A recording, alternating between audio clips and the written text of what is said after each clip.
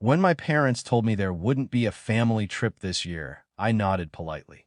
They spoke quickly, almost rehearsed, citing expenses, schedules, and obligations. I didn't argue, didn't press. I had learned a long time ago that pushing against their narratives rarely changed anything. The words lingered quietly in my chest for days. I tried not to think about the disappointment that had never really surprised me.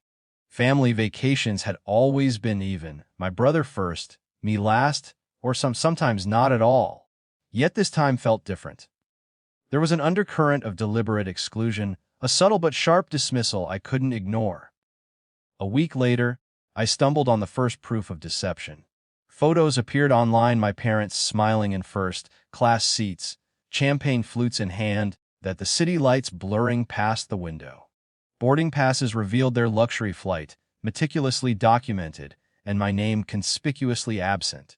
I stared at the images longer than I intended. Shock turned into a muted, simmering recognition. This was nothing new. Patterns repeated themselves over decades, small but cumulative betrayals, moments where my presence was never assumed, my contributions never acknowledged, and my exclusion never questioned. I said nothing. I didn't comment on the photos, didn't post anything, didn't ask for explanation. Silence became my instrument.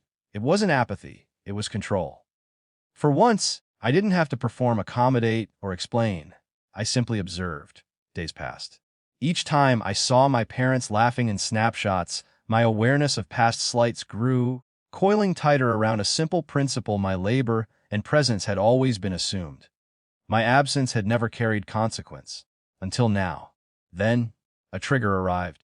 My mother, leaning back after dinner, smirked and said, "Maybe next time you should work harder."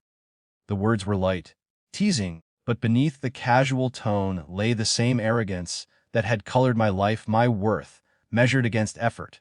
Effort always unpaid, and acknowledgement always undervalued. I smiled faintly.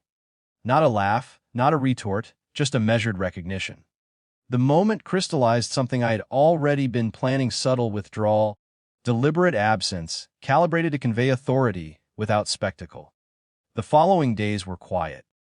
I stopped coordinating errands for them, stopped covering small household obligations I had long assumed were part of my role. Grocery lists went unfulfilled. Utility payments were my responsibility no longer. I didn't announce the change, it simply existed. At first it was uncomfortable. Old habits die slowly. Part of me wanted to call, to clarify, to reassure. But another part, the part I had honed through years of unnoticed labor, held firm. Silence, in this case, was leverage. My absence would speak louder than words. Then the consequences became tangible. A week after my mother's smirk, a text arrived from my father. "The internet's down again. You didn't pay the bill." I didn't respond immediately. I let the message sit. The phrasing, clipped and unadorned, carried an implicit expectation of apology or action. I typed a single line. Not my responsibility. No exclamation points, no justification. Just fact. I put the phone down. The shift had been registered. My absence carried weight. Suddenly, the routines I had once performed unquestioningly required someone else's attention. The grocery bags I used to carry. The bills I had always quietly managed. The little fixes I had always assumed. Each gap was now visible, unfilled, and unmistakably linked to my decision to step back.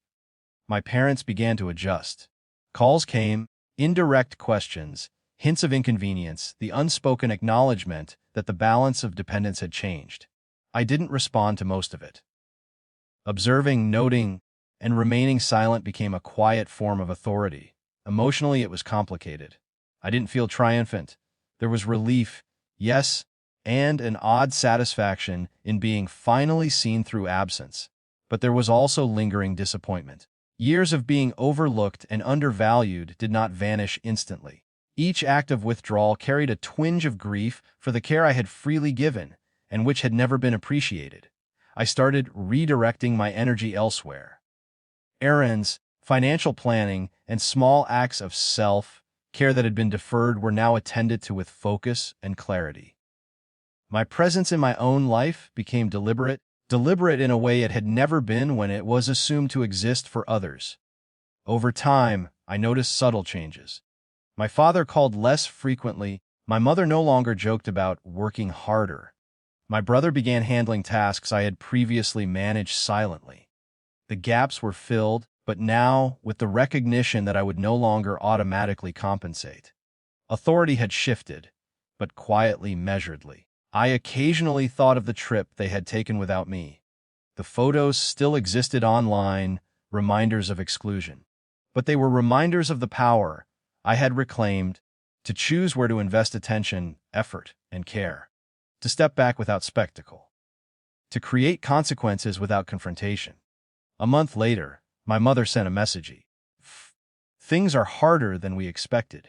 I didn't reply. There was nothing to say. The acknowledgement, delayed and muted, mattered less than the fact that it had arrived in a world where I had already reclaimed my agency.